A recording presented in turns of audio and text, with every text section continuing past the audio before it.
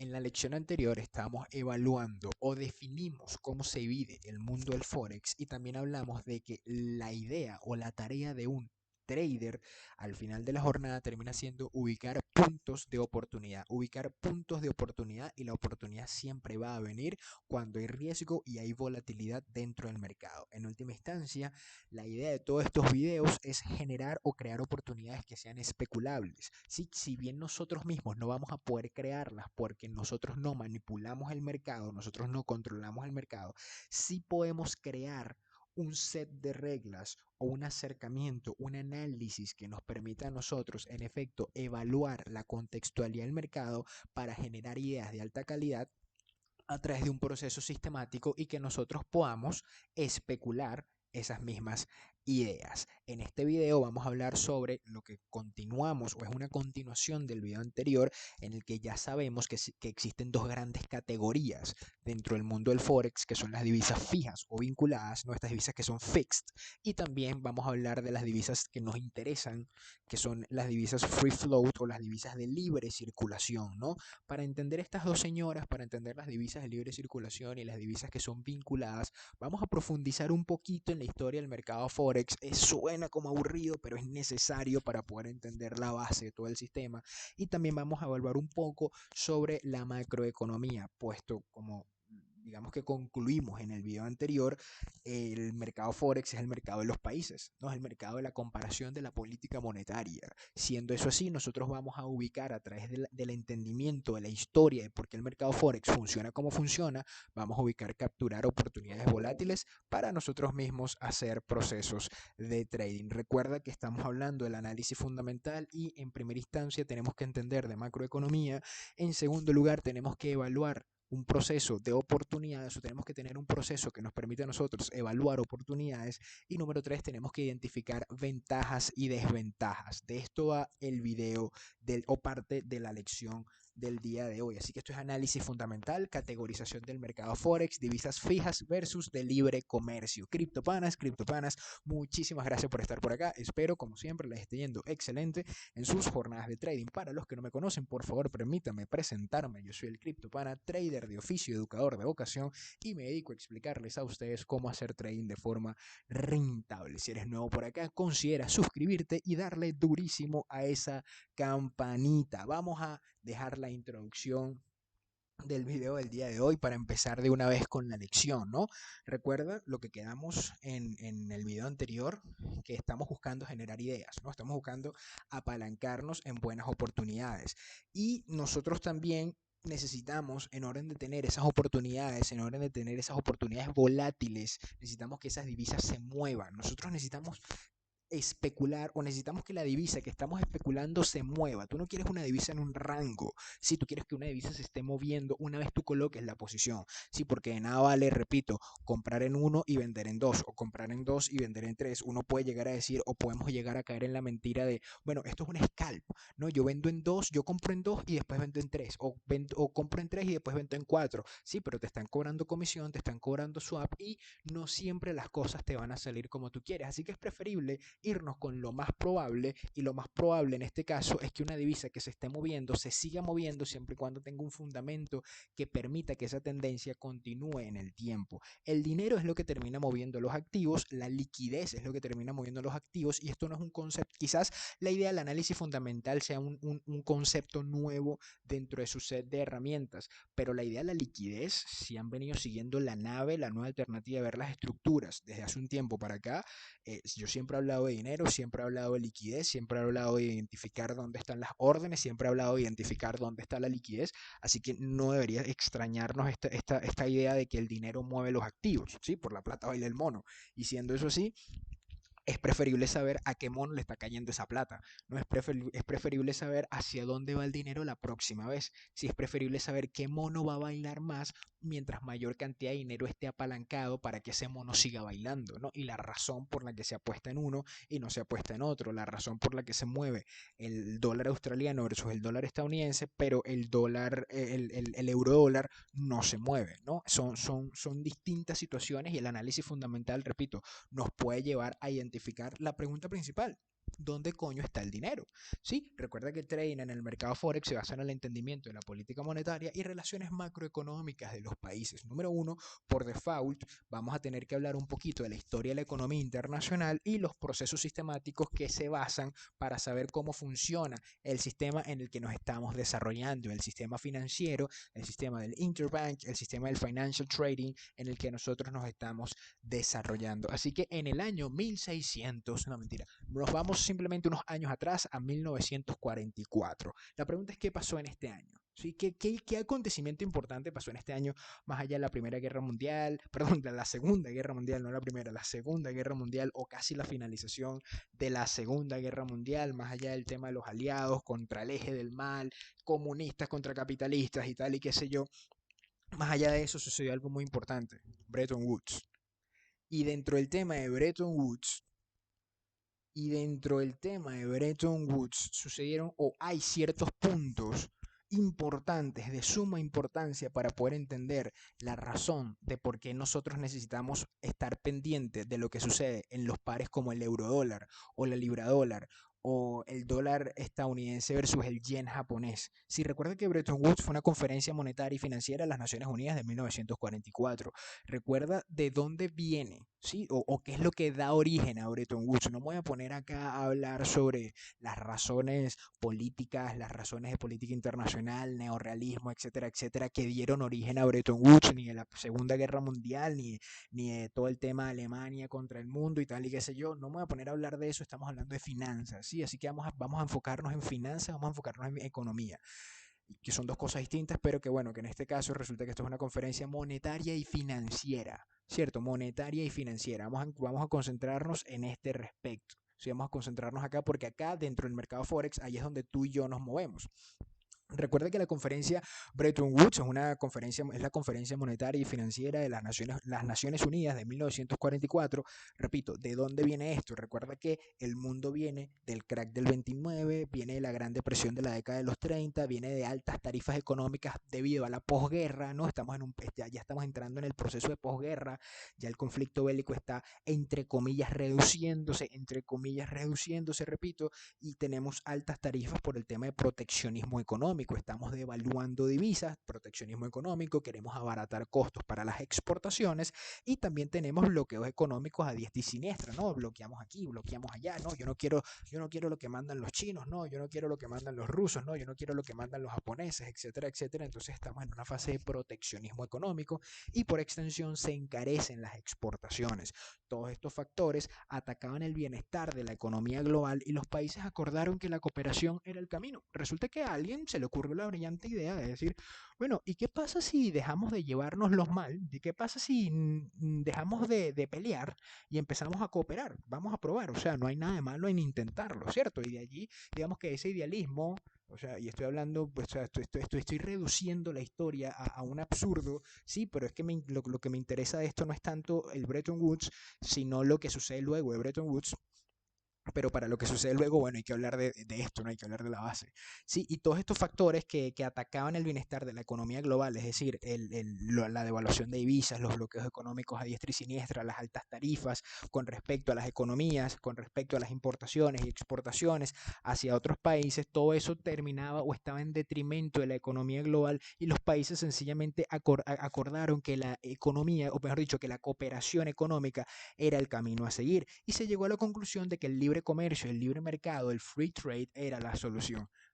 Capitalismo.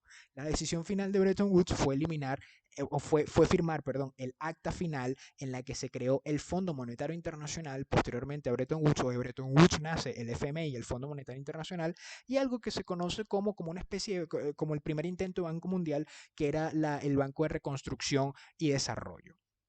¿Qué pasó posteriormente de Bretton Woods? Bueno, el Banco de Desarrollo y Reconstrucción era el responsable para financiar y asistir en la reconstrucción de los países que habían sido arrasados por la guerra, ¿no? Países que habían sido totalmente devastados por la guerra. Estos señores, el Banco de Desarrollo y Reconstrucción, le daba un crédito, le daba cierta cantidad de dinerito, y ya vamos a hablar de ese dinerito que le daba para que este país en efecto empezase un proceso de, como lo dice acá, reconstrucción y desarrollo, ¿no? El Fondo Monetario Internacional es el que tenía la mayor cantidad de responsabilidad, puesto la idea era mantener un sistema de tipo de cambio fijo. Eso es lo que se esperaba después de Bretton Woods, tener un sistema de tipo de cambio fijo, ¿sí? De Bretton Woods no nace, o desde Bretton Woods, desde que se firma el acta final en Bretton Woods, no hay un tipo de cambio de libre comercio, sino que hay un tipo de cambio fijo con respecto al dólar y con respecto al oro.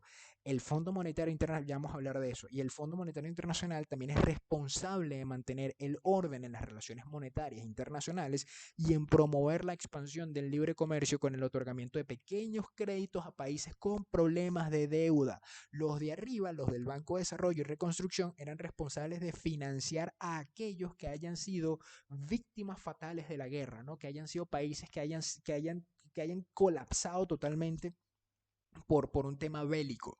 Pero el Fondo Monetario Internacional estaba o está designado, está eh, es responsable en última instancia de otorgar pequeños créditos a países con problemas de deuda, es decir, cuando tengan un déficit en la balanza de pago usando más divisas que la recibida. O sea, recuerda que la balanza de pago es cuando tú tienes más importaciones que exportaciones o más exportaciones que importaciones, por ende tienes un superávit, tienes un déficit dentro de esa misma balanza de pago, estás usando más divisas que las divisas que estás recibiendo, por lo menos caso Venezuela, ¿no? También caso Argentina, estás utilizando más divisas de las que estás recibiendo, pides un crédito al Fondo Monetario Internacional, el Fondo Monetario Internacional te da el crédito y tú utilizas ese dinero. Ojo, esto tiene sus matices, ¿no? No quiero reducir acá la parte política que tiene suma importancia, sí, pero a nivel de mecanismo económico, a nivel de mecanismo financiero, se termina siendo, digamos que, el, el, el, el la premisa básica, ¿no? Tú tienes un problema de deuda, yo te doy a ti el dinero y tú me lo pagas luego.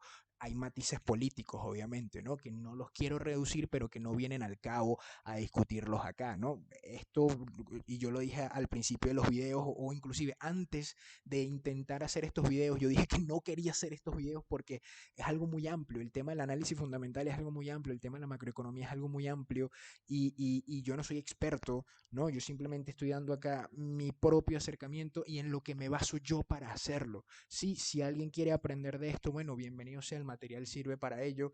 Obviamente que habrá cosas que estoy dejando por un lado porque no las aplico en mi análisis, quizás tú como analista sí, pero en este caso para mí la base del sistema financiero, la base de lo que yo hago nace a partir del entendimiento de Bretton Woods, del entendimiento de cómo funciona el sistema internacional a través del intercambio, ¿cierto?, de divisa como para potenciar el comercio internacional. Y estos fueron los primeros pasos. El Fondo Monetario Internacional fue uno de los primeros pasos. De Bretton Woods, que era un sistema de tipo de cambio ajustable y estabilizado, hay unos 3 puntos a destacar. Número uno, el dólar estaba fijo al precio internacional del oro y el resto de las divisas como el marco. Recuerda que en ese momento no había euro, sino que estábamos hablando del marco alemán, estábamos hablando del franco francés, estamos hablando del franco suizo que todavía está, la libra esterlina que todavía está.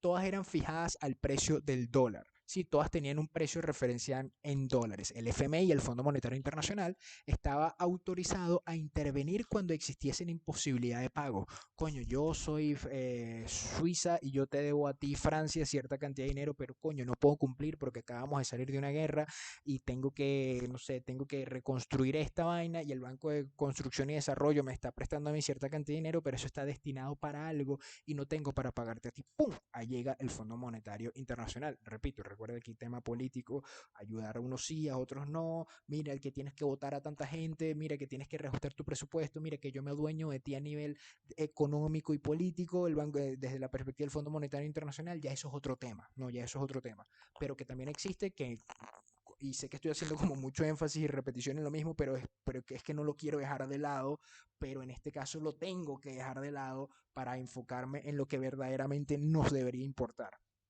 El Fondo Monetario Internacional está autorizado a intervenir cuando existiesen imposibilidades de pago y el dólar estaba vinculado al precio del gold, al precio del oro. Esto le daba a la divisa, entre comillas, valor intrínseco. ¿Sí? ¿Qué quiere decir esto? La impresión de nuevo dinero, la impresión de nuevos dólares debería incrementar solamente cuando hay un incremento en la oferta del oro. Para 1944 el oro crecía, o la cantidad de oro en el mercado crecía a un 1.5% anual, es decir, que si el dólar luego de Bretton Woods estaba vinculado al oro, ¿cierto? Que si el dólar era moneda de referencia mundial, sí, con respecto al oro, la impresión de dinero debería ser 1.5% anual. Es casi como algo así como una especie de lo que sucede en Bitcoin, ¿no? Que ya sabemos cuál va a ser el ratio de impresión de aquí hasta el último bloque minado de Bitcoin, porque eso se puede medir, ¿cierto?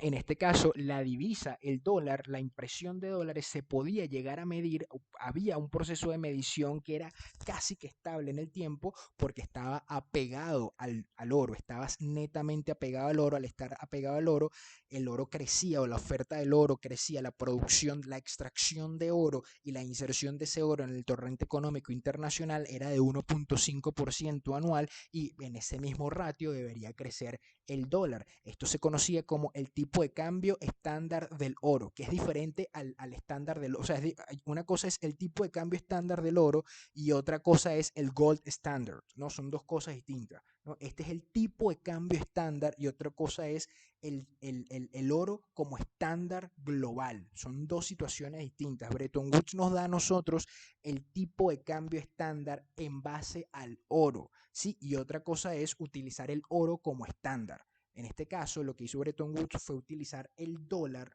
o lo que sucedió después de Bretton Woods fue agarrar el dólar, apegarlo al precio del oro, hacer como una especie de hedge, hacer como una especie de fix, de vinculación al dólar con el oro para posteriormente a que eso ocurriese, ahora lo que en teoría debería valer $1, eso tenía una referencia o estaba vinculado o estaba respaldado por el oro, ¿sí? Si yo tengo $100 y el oro está en la onza Troy, por ejemplo, ¿no? La onza Troy de oro está en $100, eso quiere decir que yo puedo agarrar estos $100, ir a Estados Unidos y cambiar esos $100 por mi onza Troy de oro. Y Estados Unidos, en teoría, debería tener eso en sus arcas para yo poder hacer el cambio. Por eso es que el ratio de impresión de dinero era predecible a 1.5% anual, porque ese era el ratio de crecimiento del oro para ese momento. Repito, esto es lo que se conocía como el tipo de cambio estándar del oro. Y la idea era que, bueno, en vez de transportar oro para hacer pagos, se usaban los dólares como referencia de pago, porque es que resulta que el dólar estaba vinculado al oro, ¿cierto? Eso fue lo que se acordó posteriormente a Bretton Woods. Y resulta que las cosas están bien hasta que dejan de estarlo, ¿no? Esto funcionó por un tiempo, ¿sí?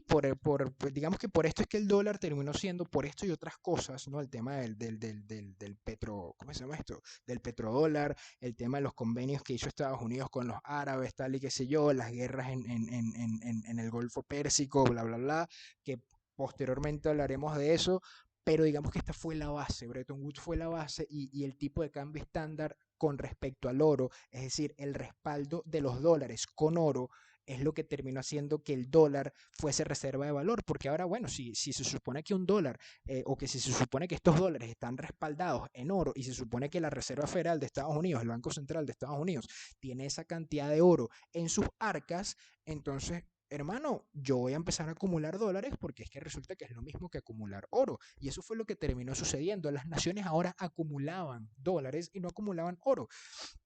Y esto es un problema, ¿sí? Porque, ok, ¿qué pasa si yo soy una nación que estoy acumulando dólares y de repente, porque el Banco Central de Estados Unidos es la única entidad que puede llegar a, o el Departamento del Tesoro de Estados Unidos es la única entidad en el mundo que puede imprimir esos dólares y yo soy un Estado que requiero por un proceso de deuda un poquito más de dólares y el Fondo Monetario Internacional no me puede asistir, entonces yo le pido a la Reserva Federal de los Estados Unidos, al Departamento del Tesoro de los Estados Unidos, le pido cierta cantidad de dólares, pero ellos no pueden imprimir esos dólares. ¿Por qué no pueden imprimir esos dólares? Porque es que resulta que estás apegado al oro. Y como el oro creció un 1.5% anual, entonces tú no puedes incrementar, o en teoría no deberías poder incrementar la cantidad de dólares en la economía si estás respaldado en oro, porque si no hay más oro, no debería haber más dólares, ¿cierto?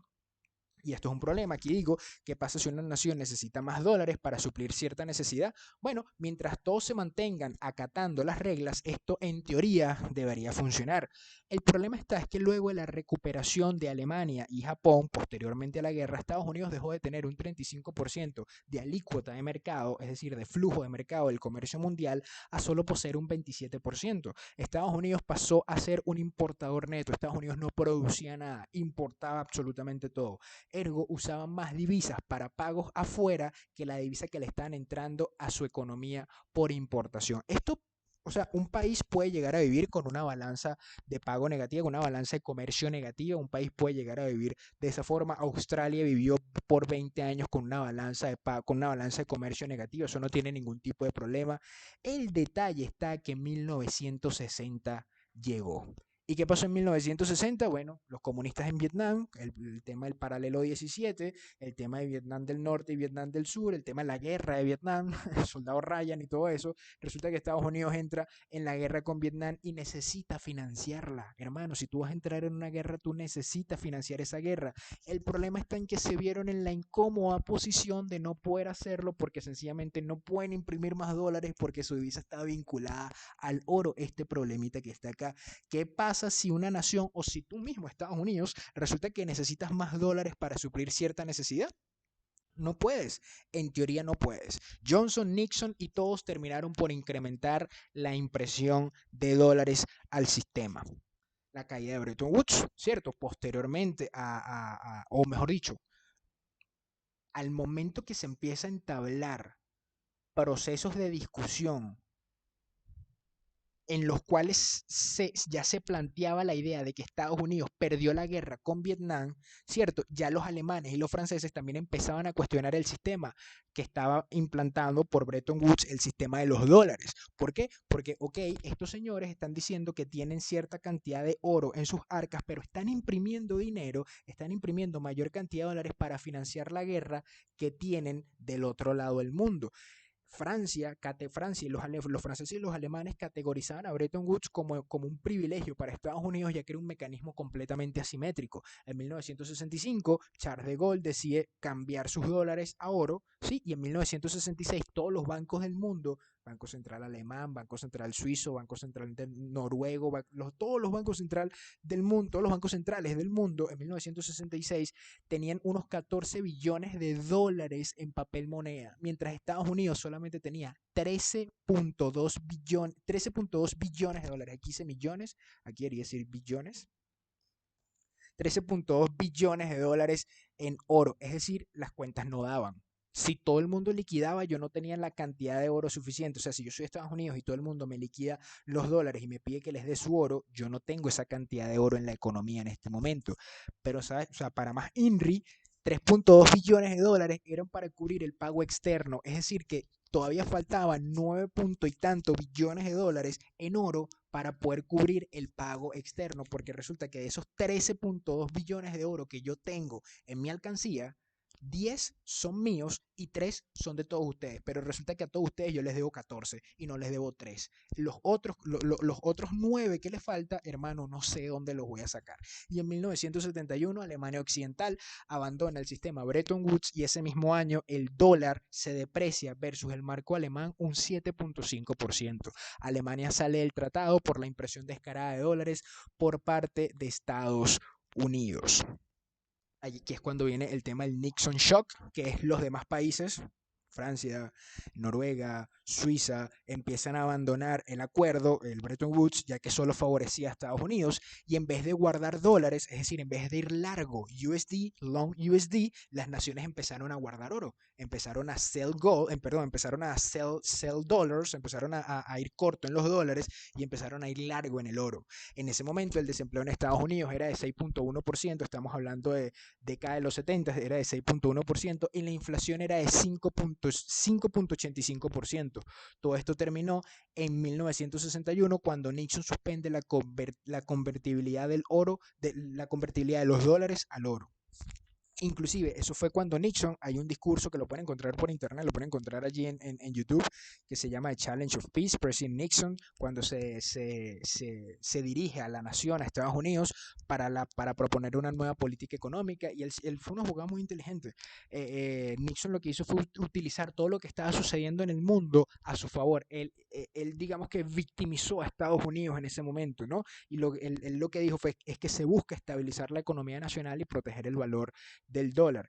Pero en realidad lo que quiso decir fue que devaluarían el dólar en orden de hacer las exportaciones más competitivas. Sí, recuerda que cuando tú devalúas tu divisa, tú haces las exportaciones, que es lo que hacen los chinos, devalúan la divisa, hacen las exportaciones mucho más competitivas y estimulan la demanda nacional para reducir el consumo de bienes importados. Nixon en realidad fue Nixon el que terminó inventando la guerra de divisa. Fue este señor el que terminó inventando y acuñando el término de guerra de divisa. ¿Qué fue lo que dijo Nixon en ese momento?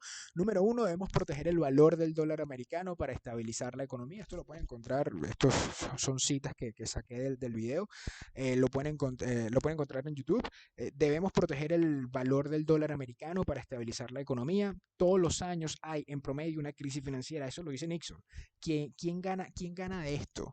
No son los trabajadores, no son los inversores, sino los especuladores de divisas. Según Nixon, todos los años hay una crisis financiera y somos nosotros, los traders, los que terminamos ganando de todo esto.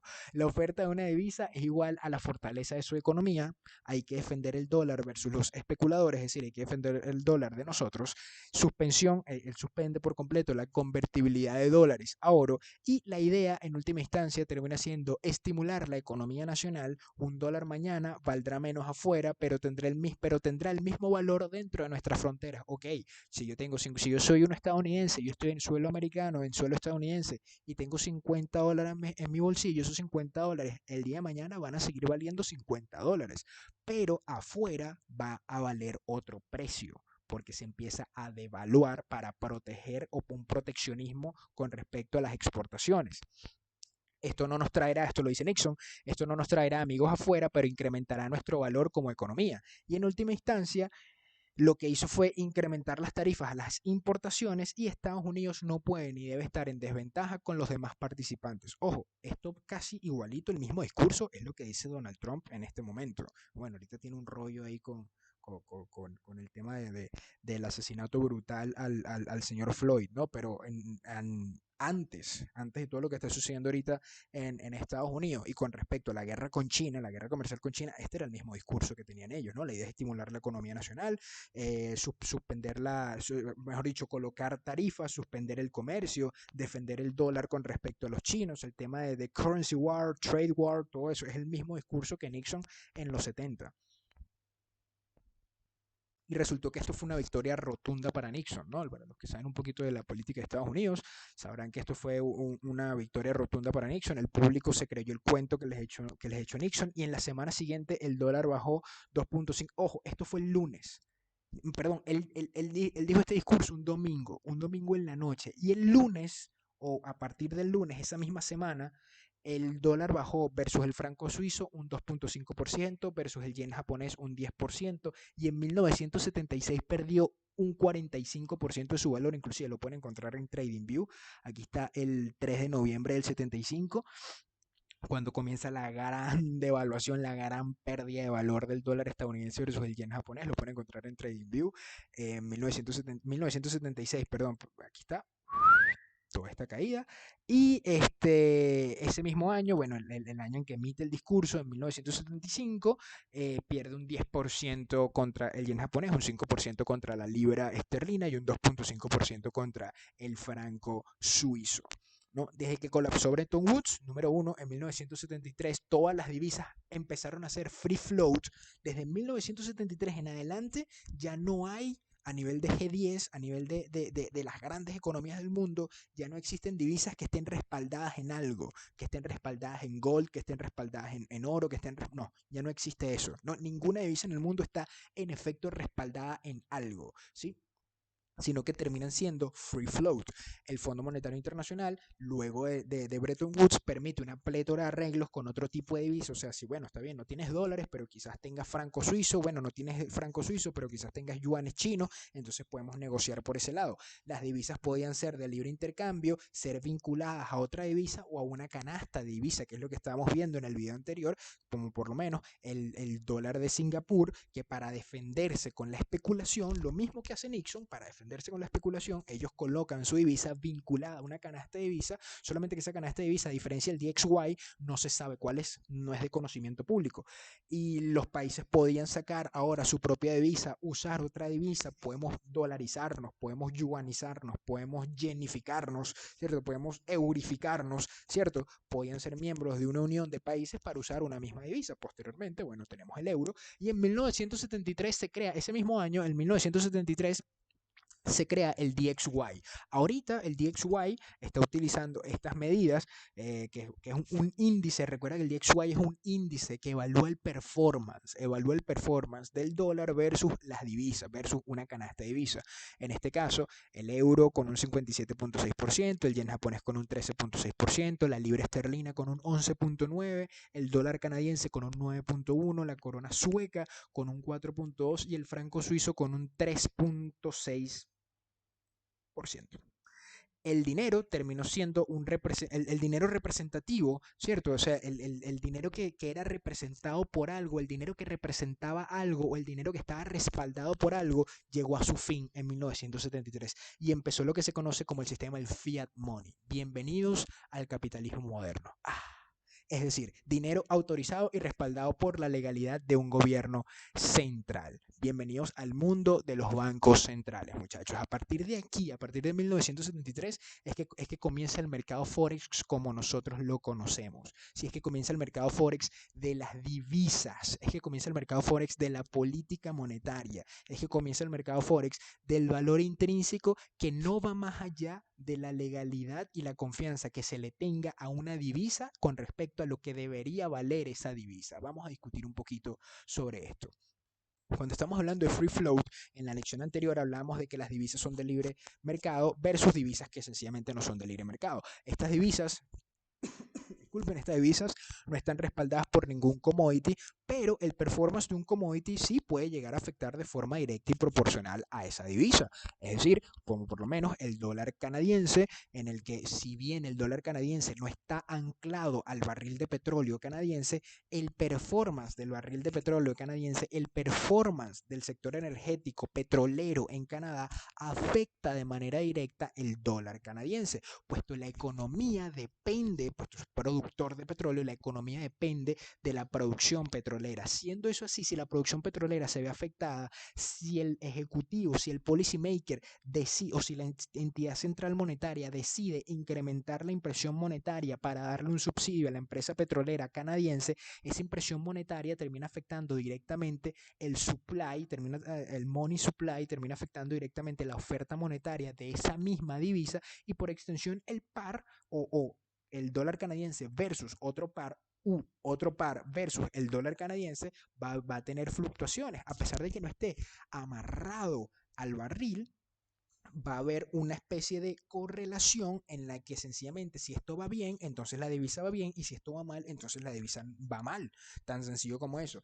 El dinero en última instancia termina siendo emanado por una entidad central e inclusive sobre eso lo hablo en estos videos, ¿no? De cómo funciona todo ese sistema, ¿cómo se llama esto? Todo ese sistema, el interbank, ¿no? Que tienes los bancos centrales, tienes los dealers, tienes los interdealers, tienes los que le dan la liquidez, posteriormente quienes reparten esa liquidez y cómo nosotros los pequeños especuladores estamos al final de esa cadena alimenticia. Free float, siguiendo con el tema del free float en la lección anterior, repito, hablamos de que las divisas son de libre mercado hablamos de qué divisas son de libre mercado versus qué divisas no son de libre mercado. Y el dinero también lo emana una entidad central. Es decir, si tú tienes papel moneda, imagínate tú que tú tienes la capacidad de obtener papel moneda y decides imprimir un billete exacto en todo detalle a $1 estadounidense, a pesar de que lo imprimas exactamente igual y en todo detalle, que tengas todos los sistemas de seguridad en su sitio, que sepas replicar exactamente un dólar y que cuando lo toques, cuando le pases un lapicito de eso para chequear si es un dólar de verdad, o cuando lo metas en la luz esa roja, triple roja, infrarroja, super roja, no sé qué coño luz sea, cuando lo metas en una de esas luces, tu billete diga, este es un billete de verdad. A pesar de ello, tu billete sigue siendo ilegal y tu billete no va a tener la misma. O sea, si tú me dices a mí que eso es un dólar y no me dices que tú lo hiciste, yo te lo voy a comprar, yo te lo voy a creer, porque en efecto, coño, pasa por todos los protocolos de seguridad para decir que es un dólar. Pero si tú me dices que tú lo imprimiste, ya ese billete para mí no vale. Sí, porque no es un dólar estadounidense, es un dólar tuyo, a pesar de que sea igual al otro dólar, es casi que una copia burda, y ahí es donde entra todo un debate ontológico sobre el tema. Pero en última instancia, ese dólar seguiría siendo ilegal y a pesar de ser el mismo billete que el de los Estados Unidos, tú no tienes la representatividad y confianza que el gobierno de los Estados Unidos. Es como el tema del petro versus el Bitcoin, ¿no? Los que no saben qué es el petro, en Venezuela se está intentando implementar como una especie de criptomoneda que está respaldada en petróleo y en oro y diamantes y tal y qué sé yo. Y lo que en realidad están haciendo es intentar rescatar ese sistema anacrónico, el tema de las divisas respaldadas en algo para darle valor a algo. Y hoy en día eso no es así.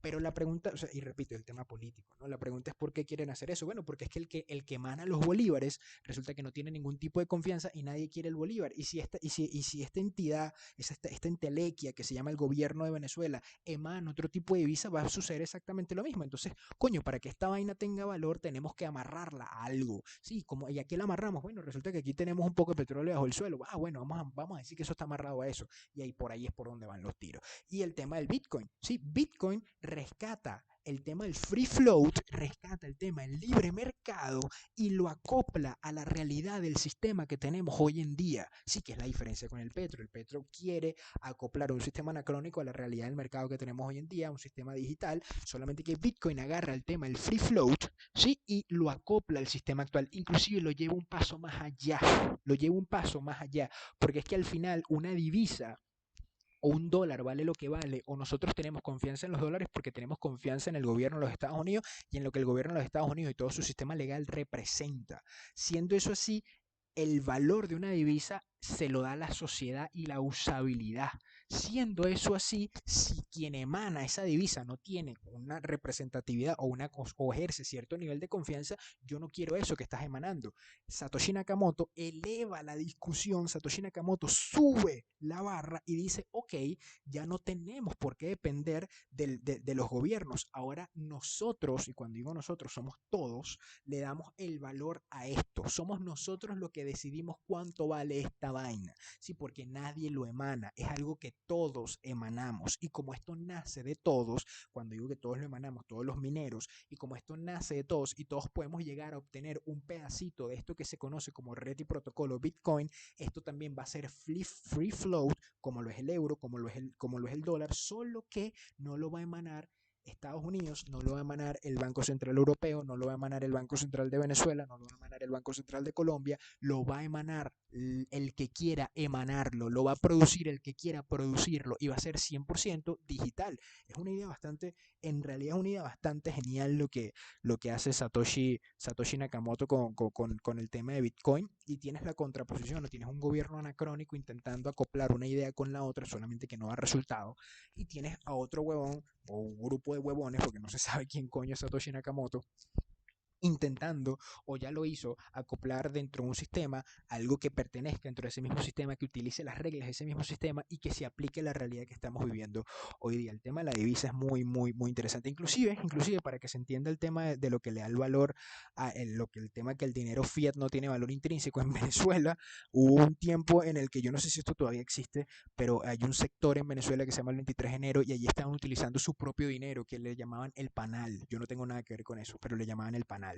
Y entonces eran como unos billetes. No estoy seguro, yo nunca lo vi. Yo saqué esta foto de internet. Yo no sé si estos eran en realidad los billetes. Pero en efecto, la gente cambiaba de dinero con eso. O sea, la gente compraba y nada más podías comprar dentro de ese sector que se llama 23 de enero. Nada más podías comprar con eso. Tú ibas a otra parte de Venezuela con estos billetes y ¿qué vaina es esta? No, pero es el tema de que Si no se tiene confianza en la divisa, si no se tiene confianza en el emanador de esa divisa, hermano, en última instancia la gente va a encontrar su propio dinero. En última instancia todo el mundo encuentra su propio dinero. El dinero no es otra cosa que el valor que nosotros le damos a lo que sea que represente en ese momento el dinero. Y el tema del dinero fiat no tiene valor intrínseco. ¿Qué es lo que le da valor a una divisa? Un dólar vale lo que vale porque la sociedad, tú y yo y todos nosotros confiamos en el sistema fiat y en el gobierno, en este caso los Estados Unidos de Norteamérica, hablando de los dólares. Cualquier divisa hoy día vale lo que vale porque la sociedad cree que el gobierno de ese país y la entidad monetaria central puede controlar y mantener el performance económico, es decir, el PIB, el crecimiento, la inflación, el empleo, la balanza comercial, etcétera, etcétera. Y hay fe en el sistema legal de ese país. Si tú tienes fe en el sistema legal de un país y ese país le va económicamente medianamente bien, la divisa tiene un buen performance. ¿Sí? Si no hay confianza en el gobierno de ese país, si no hay confianza en la relación del sistema legal de ese país y sencillamente la economía de ese país, el performance económico de ese país no le está yendo de manera óptima, el PIB, crecimiento, inflación, etcétera, etcétera, la divisa de ese país le va a ir mal. Y tenemos ejemplos para tirar para el techo y tenemos un ejemplo, yo que les hablo que soy venezolano, le tengo un ejemplo de primera mano, ¿no? El tema de Venezuela, el tema del Bolívar. Si bien, y ojo, repito, también hay un tema político, así como cuando el FMI, así como cuando Bretton Woods, así como cuando Nixon, así como cuando la guerra de Vietnam, había razones políticas. En el Bolívar también hay temas políticos, pero no son pertinentes. Así como lo de Nixon no es pertinente para la discusión, así como lo que los llevó a ellos, en efecto, a instaurar el sistema Bretton Woods, no es razón de estos videos. En el tema venezolano tampoco es razón de estos videos. Tenemos que, en muchos de los casos, a pesar de que permea, nosotros como analistas tenemos que aprender a separar lo que es la finanza, lo que es la economía y lo que es la política. Permea una sobre otra, pero tenemos que aprender a separar, ¿no? Si bien suena muy bonito que el libre mercado dirige el valor de la divisa, al final de la jornada esto termina siendo falso, porque, no, porque los gobiernos, los estados, el poder político termina utilizando la capacidad monetaria, la política monetaria para poder potenciar o ir en detrimento de ciertos, ¿cómo lo llamo? De ir en detrimento de otro tipo de jugadores dentro del mercado, ¿no? Por lo menos lo que hacen los chinos con el dumping. Y si bien, repito, si bien suena muy bonito que el libre mercado dirige el valor de las divisas, es falso. Las entidades centrales pueden emitir o restringir la cantidad de oferta de una divisa, el money supply o lo que se conoce como M2. Si ellos pueden llegar a controlar eso, o si tú controlas la oferta, también vas a controlar la demanda. Al poder hacer eso, controla de forma directa la base de toda relación económica, oferta versus demanda. Es decir, controlas la oferta en base a la demanda. Cuando estamos hablando de creación de oportunidades, que es lo que nos trae a colación, nosotros tenemos que estar preguntándonos todo el tiempo qué divisa se está demandando en ciertas situaciones. Los que se han visto las sesiones en vivo, ¿cierto? ¿Qué es lo que yo he venido hablando en esas sesiones? Y no es por el hecho de que yo lo haya venido hablando que tenga razón, sino que porque yo concluyo eso. Concluyo que se está demandando mayor cantidad de dólares o que el dólar se está usando o se está usando hasta hace poco como reserva de valor por encima del oro porque estamos construyendo portafolios en cash, porque sencillamente no sabemos muy bien qué es lo que va a pasar y el golpe del coronavirus, o mejor dicho, toda la recuperación que viene posteriormente al coronavirus se da por la emanación de dólares de parte de la Reserva Federal de los Estados Unidos de Norteamérica. Siendo eso así, ahorita aprendemos que hay una diferencia entre la economía y las finanzas, ¿no? Porque tienes ¿cuánto por ciento? Tienes como 17 millones de desempleados en Estados Unidos, pero tienes los índices teniendo una recuperación como nunca antes en la historia de la humanidad o en la historia de los mercados financieros. Entonces, ¿cómo tú explicas eso? Ahí está el punto, ¿qué divisas se está demandando en ciertas situaciones? Hay unas divisas que son risk off y en unas divisas que son risk on. ¿Qué divisas se ven afectadas bajo ciertas circunstancias? ¿Qué divisas tienen una ampliación de su oferta? Ahorita todas. ¿Qué divisas tienen una reducción de su oferta? Ahorita ninguna. ¿Por qué se prefiere una divisa sobre otra? Porque sencillamente yo prefiero dólares en el bolsillo porque los dólares históricamente han sido reserva de valor internacional desde Bretton Woods. ¿Sí? Desde Bretton Woods. Continuemos por acá. Al final, según el panorama económico, el policymaker, ¿qué hará con su política monetaria? Debido a conflictos económicos, guerras, competitividad, recursos, crisis económica, deuda, etcétera, los gobiernos intervienen en las economías mediante política monetaria. Y cuando el gobierno interviene en la economía mediante política monetaria, allí es donde residen las oportunidades para ti y para mí. Los que se han visto las posiciones que yo tengo en un pequeño documento en Word, que se los dejo abajo en la descripción de este video por igual. Hay una posición muy bonita, una de mis favoritas a nivel de fundamento en estos momentos, que es la corona noruega versus la corona sueca, una posición larga, sí, que la voy llevando desde hace un tiempo, desde abril, creo que va esta posición. Ya estamos casi en junio. Estamos hablando acá de que lo que ya hemos mencionado en estos videos, ¿no? Las divisas del G10, se recuerdan en el video anterior, las divisas del G10, como el dólar canadiense versus la corona noruega, o mejor dicho, el dólar canadiense y la corona noruega, están bajo alta presión por su dependencia del mercado de commodities. Yo no estoy diciendo que son divisas que son respaldadas en commodity, sino que dependen del commodity. Son dos situaciones distintas. Y a pesar de que el presidente de los Estados Unidos quiere abrir las fronteras, el mercado en este momento está, o para ese momento, estaba muy desbalanceado, ¿no? Recuerdan los videos que habíamos hecho, también se los dejo abajo, los videos que habíamos hecho sobre ¿cómo se llama esto? La Agencia Internacional de Energía y las proyecciones que había con respecto al petróleo para ese momento y los otros videos que hablamos, las razones por las cuales el petróleo llegó a precio negativo. Todo eso se los dejo abajo en la descripción. En este caso estaba hablando sobre Noruega, que termina siendo la mayor ganadora de todo lo que estaba sucediendo. Noruega cuenta con su fondo petrolero, que tiene esta cantidad de corona noruega, mientras el resto de los países imprime más dinero e incrementa su deuda. Es decir, si tú imprimes dinero, tú estás inyectando dinero inorgánico en la economía. Pero estos señores ya tenían dinero en la economía, solo que lo tienen en forma de activo. Es como que tú tengas activo financiero, es como que tú tengas un teléfono y ese teléfono valga $100. En realidad tú tienes $100 en la mano, porque es un teléfono, porque el teléfono vale $100. ¿Tienes los $100 de forma directa? No, no tienes los $100 de forma directa y física, pero tienes algo que representa el valor de los $100. Es como el Bitcoin. Tú no tienes los $9.500 que vale un Bitcoin.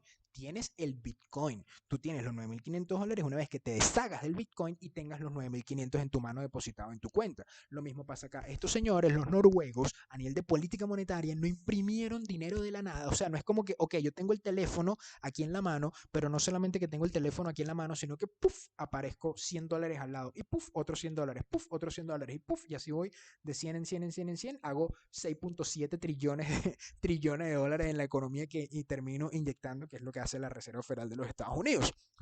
Simplificando, ¿no? Obviamente que no es así como puff, puff, puff, puff, imprimo, imprimo, no es así, no, pero simplificando la idea. Siendo eso así, en el caso de Noruega, ya ellos tenían el dinero dentro de la economía a nivel de activo financiero. Ellos lo que hicieron fue cambiar el teléfono por los $100, pero ya el teléfono existía, ya el dinero estaba representado en la economía. ¿Sí? ¿Qué pasa si Noruega activaba QE en ese momento, QE expansión cuantitativa? Sencillamente no lo iba a hacer, particularmente todavía no creo que lo haga. Estamos hablando del NIBOR que se mantenía constante y la Fed habilitó línea de crédito. La Fed habilitó línea de crédito. Lo que estábamos hablando al principio, lo que estamos hablando acá. A ver, aquí. Esto es un problema. ¿Qué pasa si una nación necesita más dólares para suplir cierta necesidad? En este momento, antes de Bretton Woods o en Bretton Woods, no podía. No podía imprimir más, ninguna nación podía pedir más dólares de lo que Estados Unidos estaba dispuesto a darle, a pesar de que, bueno, gracias a esto, gracias al soldado Ryan, alguien tenía que pagar la producción de la película. Al final de la jornada ellos terminaron imprimiendo mayor cantidad de dólares.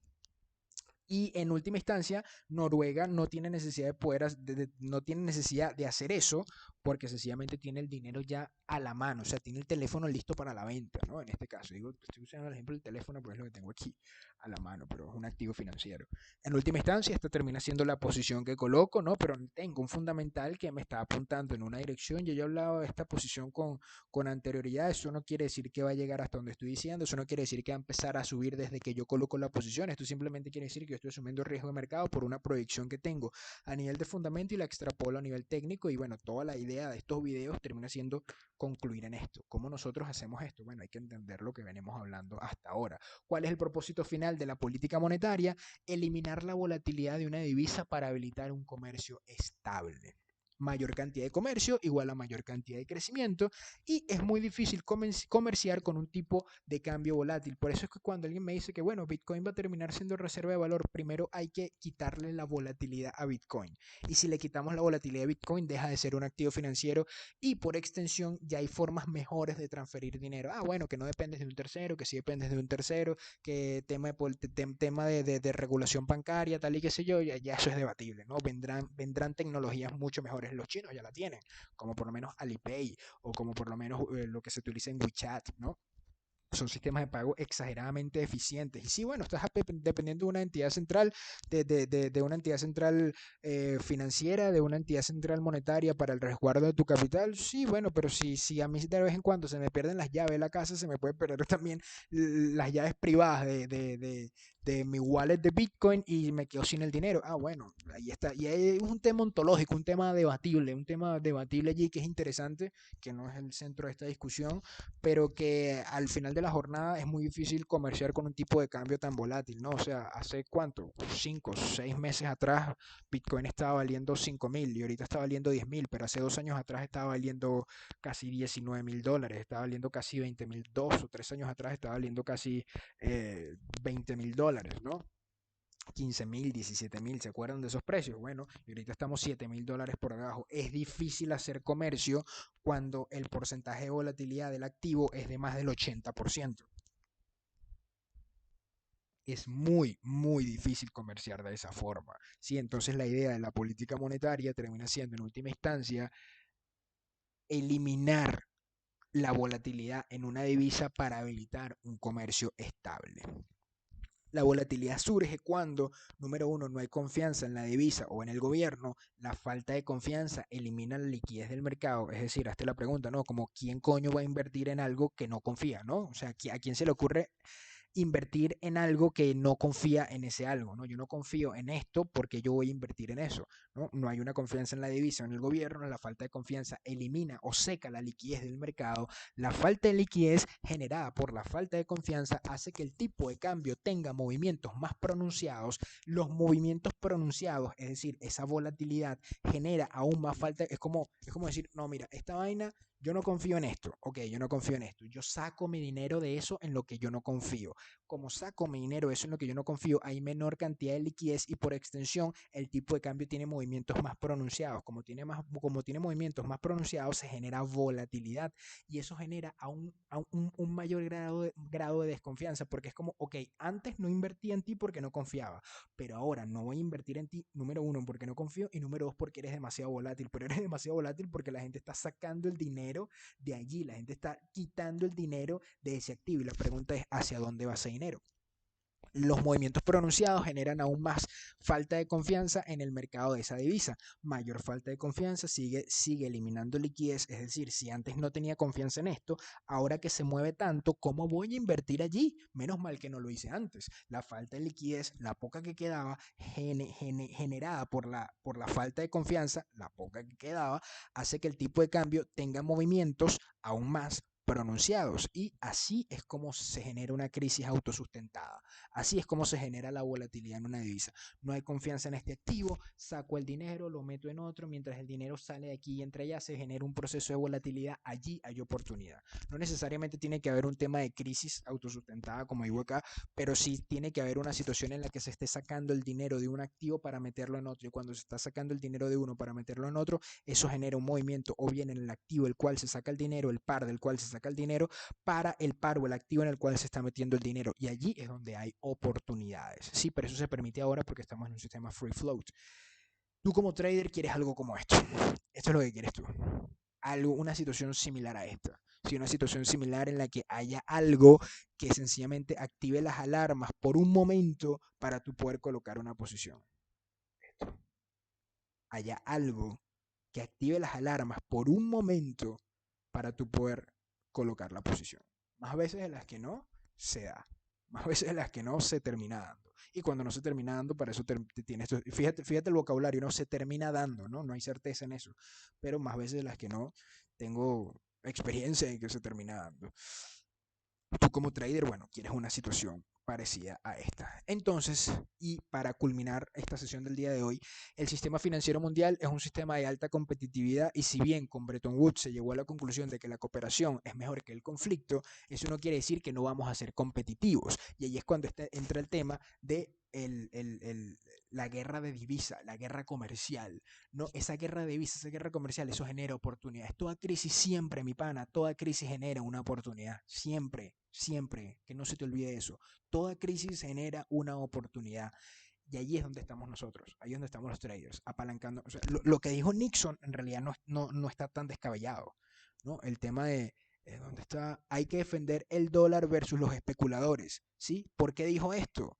Porque suspende la convertibilidad de USD a oro, porque estaba entrando dinero que ellos sencillamente no querían, porque no podían, porque no tenían la razón para pagar ese dinero, no tenían el oro para pagar esos dólares. Y ellos lo que estaba haciendo era defender el dólar de los especuladores. Aquí está, todos los años, les recomiendo que se vean esto, todos los años hay en promedio una crisis financiera. Toda crisis genera una oportunidad. ¿Quién gana de esto? No son, según las palabras de Nixon, no son los trabajadores, no son los inversores, son los especuladores de divisas. Eso lo dijo Nixon, brother, en 1971, brother. 1971, y este señor ya sabía de qué coño el mercado de divisas antes de que se inventara el mercado de divisas, porque para ese momento no existe, todavía estábamos en un sistema de Bretton Woods. Y este tipo ya está, en un visionario, lo que pasa es que después la cagó con Watergate, ¿no? Después se le fue de palo la boca, pero coño, Nixon, metiste la pata que jode. Pero al final de la jornada, te imaginas que le pase a Trump, pero al final de la jornada, lo que termina sucediendo es que tú quieres una situación como esta. Tú quieres una situación de algo que genere un proceso de desestabilización en el tipo de cambio para tú poderte apalancar en ese tipo de cambio, ¿sí? Para tú poderte apalancar en esa situación, para tú poderte apalancar en ese movimiento, ¿sí? Recuerda que la política monetaria busca eliminar la volatilidad en una divisa para habilitar un comercio estable. No siempre lo logra. No siempre lo logra. Y cuando, o presentaba el sistema actual, el neorrealismo financiero es la clave de todo análisis fundamental. Lo que está pensando siempre el gobierno, el policymaker, es yo quiero beneficiar mi comercio, yo quiero aumentar mi PIB, yo quiero ser más competitivo en el mercado en detrimento algunas veces de los demás. Para hacer estos tres puntos yo uso mi divisa para ese fin. La divisa es un mecanismo de defensa de los estados para potenciar su comercio. Y cuando ya sabemos qué es lo que quiere hacer el policymaker y conocemos de qué va la política monetaria, entonces sabemos qué es lo que puede llegar a pasar con esa, o sea, cuando digo sabemos qué es lo que puede llegar a pasar con esa divisa, no quiere decir que al momento que tú coloques la posición va a pasar lo que tú digas, ¿no? Esto es un tema del mercado de riesgo, el mercado de capitales, el mercado de riesgo, la apuesta financiera. Pero al final de la jornada siempre tienes que estar pensando de que, ok, ¿cómo estos señores se quieren apalancar o qué es lo que quieren? O sea, ¿cuál es el propósito final de la Reserva Federal de los Estados Unidos? ¿Cuál es el propósito final del Banco Central de Japón? ¿Qué es lo que están buscando los japoneses en este momento? ¿Qué es lo que están buscando los europeos en este momento? ¿Y qué es lo que puede llegar a pasar dentro del mercado de divisa con eso que están haciendo? Contexto. Para hacer estos tres puntos, para que el policymaker haga estos tres puntos, beneficiar su comercio, aumentar el PIB o ser más competitivo en el mercado, la divisa termina siendo una herramienta para generar competitividad en un sistema en el que predomina el darwinismo financiero. Y ahí es cuando estamos hablando del dirty floating. Recuerda que ahorita estamos hablando del free float, pero cuando esto ocurre, los chinos por lo menos lo hacen, es el tema del dirty floating, el tema del currency manipulator, el manipulador de divisa, o el tema de currency war, la guerra de divisa, la guerra comercial. El próximo video vamos a hablar de ventajas y desventajas de las divisas de free float. Vamos a ver cómo usan los policymakers la política monetaria para regular su propia divisa y también vamos a empezar a hablar de lleno de cómo buscar oportunidades en base a esa política monetaria. Criptopanas, esto ha sido todo por el video del día de hoy. Si en efecto te gustó, no olvides compartirlo con un pana y darle durísimo a ese pulgar de me gusta. Por mi parte, ya yo no tengo más nada que agregar, así que el Criptopana se despide y como siempre les deseo muy pero muy buen trading. Chao, chao.